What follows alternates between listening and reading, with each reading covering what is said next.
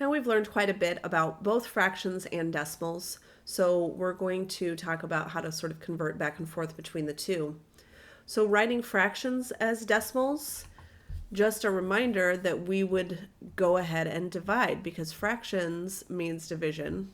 So I would take 50 into 27.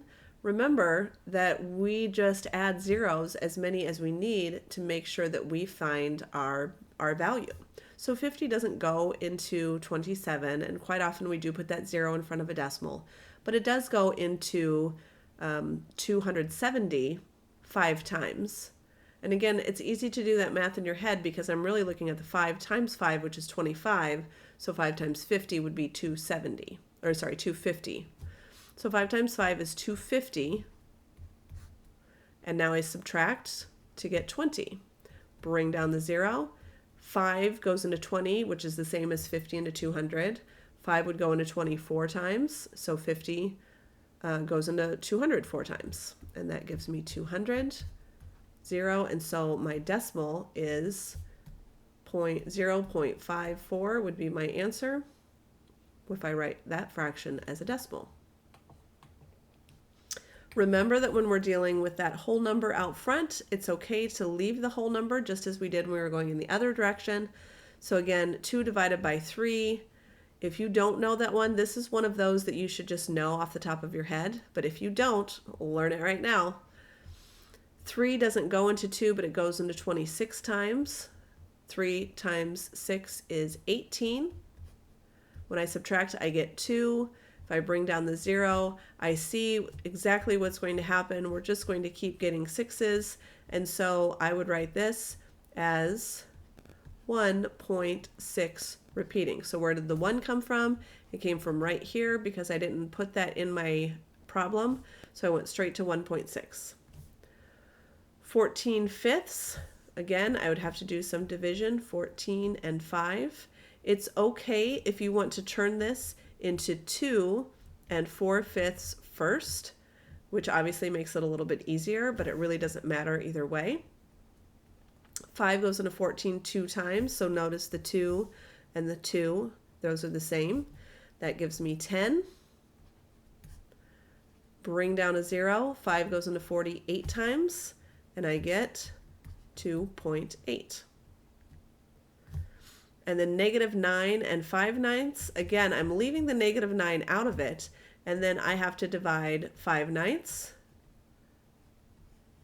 So 9 goes into 5, not at all, but it goes into 50 5 times, which is 45. Subtract to get 5, bring down the 0. 9 still goes into 50 5 times, and so again I'm sensing this pattern is just going to continue and continue, so it's negative 9.5 and the 5 is going to repeat.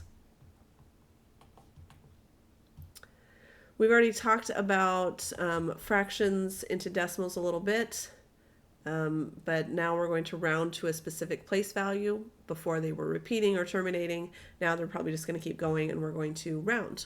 So to the hundredths place. Again, if you'd like, go ahead and turn that into a mixed number. I'm not going to bother with that. I'm going to put the 159 here and the 7 here. Obviously, I'm going to have a little bit of a whole number as part of that. I'm going to the hundredths place, so that's tenths, hundredths. I need to go one place after that. So 7 doesn't go into 1, but goes into 15 twice. That gives me 19. 7 goes into 19 twice. Bring down that 0. 7 goes into 50 7 times. That's 49. That gives me 10. 7 goes into 10 one time. And that gives me 30. So 7 into 30 4 times. And I don't have to keep going because I know I'm going to the hundredths place. So again, I look at the 1, I look to the right. The 4 says I don't need to round up. So approximately 22.71. Negative 2 and 1/7 to the tens place. Again, the negative 2 can stay out in front.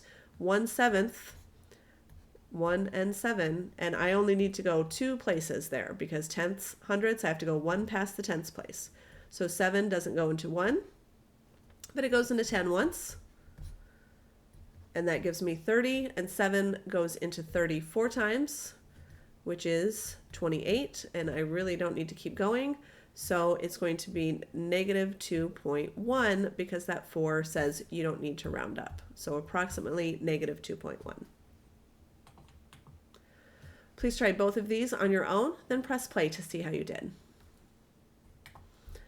For my first question, 43 and 5. 5 doesn't go into 4, but it goes into 43 8 times. Subtract to get 3, and of course I can just add as many zeros as I need to. 5 goes into 36 times, and that one works out nicely. I don't have to round, it doesn't repeat, so my answer is 8.6.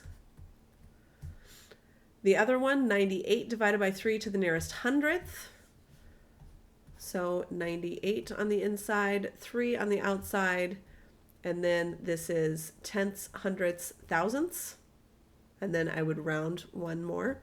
So 3 goes into 9 3 times. 3 goes into 8 2 times. And now I'm into borrowing those zeros. 3 goes into 20 6 times. That gives me 18. And again, I know that this is just going to continue to be 6s. So it's 32.6666, etc. It just keeps going to the nearest hundredth. That's 2 places. This 6 says, please round up this 6 to a 7. So this is approximately 32.67. If you were to put this into your calculator, depending on how many spaces your calculator gives you, it will keep going with 6s, but if you'll notice, the one on the very end is a 7. That's not because it stops and becomes a 7, it's because they rounded up for you.